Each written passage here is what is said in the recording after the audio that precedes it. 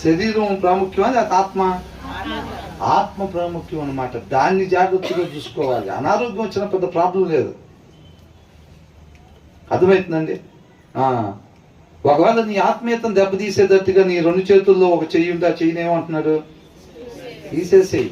అది పెద్ద ప్రాముఖ్యం కాదు. నువ్వు పునరుద్ధానుడే లేచేటప్పుడు నీకు రెండు చేతులతో లేపుస్తావు మళ్ళీ. అవునా? నీకు ఒక చెయ్యి లేకుండా ఇక్కడ దాకా తీసేసి ఆ ఎముకలు ఎక్కడ పడేసారో తెలియపోయి నువ్వు ఒంటి చేత్తో అసలు ఈ చేతికి ఎముకలే లేకుండా చేయి తీసేసినోడికి ఎముకలు ఎలా ఆడుతూ ఉంటాయా? అసలు ఎముకలు కూడా ఉండవుగా. ఇక్కడ దాకా కట్ చేసేస్తారు, ఆ ఎముకలు తీసేస్తారు. అయినా బాక్సులు పెట్టేటప్పుడు అలాగే పెట్టేస్తారు. లేచేటప్పుడు ఎట్లా లేస్తారు? రెండు చేతులతో. తెలివి గలవాడిగా ఉండు, జ్ఞాన వివేకాలు కలిగి ఉండు. ఆడి కోసం చూడబాక. నువ్వు మంచి ఆరోగ్యకరంగా ఎముకలతో రెండు చేతులతో పెట్టబడినా సరే వాక్యానుసారం ఉండలేదు అనుకోండి, ఏమైంది? ఫ్రైయేగా. ఫ్రై కామనే.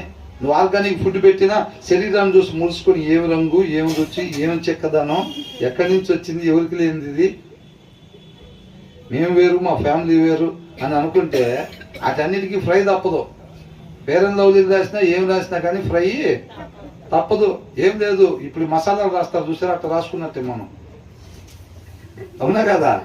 రేపు అంతిమంగా అక్కడికే చేరుకునేది ఇవన్నీ. కాబట్టి సత్యమే కాదా ఇది? సత్యమేది. కాబట్టి తెలివిగా వాడు ఏం చేస్తాడండి? విలువైన నేర్పుకుంటాడు. ఇప్పుడు 2000 రూపాయల నోటు పడింది, 5 రూపాయల నోటు పడింది అనుకోండి, తెలివైన వాడు ఏం చేస్తాడు? గబక్కన 5 రూపాయల నోటు తీసి జోలు పెట్టుకుంటాడా? 2000 నోటు తీసి జోలు పెట్టుకుంటాడు. వాడిని ఏమంటారు? తెలివిగలవాడు అనుకుంటాడు. అదే 5 రూపాయలు పెట్టుకున్నాడు అనుకో, వాడిని ఏం చెప్తాం? ఎవడు రా, ఎక్కడి నుంచి వచ్చాడు రా వీడు అసలు అనుకుంటారు. అనుకుంటారా లేదా? మనం కూడా శరీరానికి కావాల్సిన అన్ని చూసుకొని ఆత్మ సంగతి వదిలిపెడతా ఉంటాం. నాకు తెలిసైతే ఒక 5% ఉండిద్దాం ఆత్మ సంగతి, ఒక 5%. అవునా? పిల్లలకి ఏం చేయాలి తెలియక ఖాళీగా ఉండి బోరు కొడుతుంది అనుకోండి, ఇంకా డాడీ బోరు కొడుతుంది, డాడీ బోరు కొడుతుంది అని అంటున్నారు పిల్లలు. ఏయ్, బోరు కొడితే బైబిల్ చదువుకో కొంచెంసేపు. ఏంటంట? ఒకవేళ బోరు కొట్టకపోతే ఆ రోజు లేనట్టే, ఆ రోజు లేనట్టే ఇంకా. అవునా కదా? పిల్లలు ఎదుగుతుంటే వాళ్ళని చూసి మురుసుకుంటున్నాం అనుకోండి, రేపు ఈ పరిస్థితులు వాళ్ళు ఎదుర్కోలేక అల్లాడిపోతూ ఉంటారు. అవునా కదా?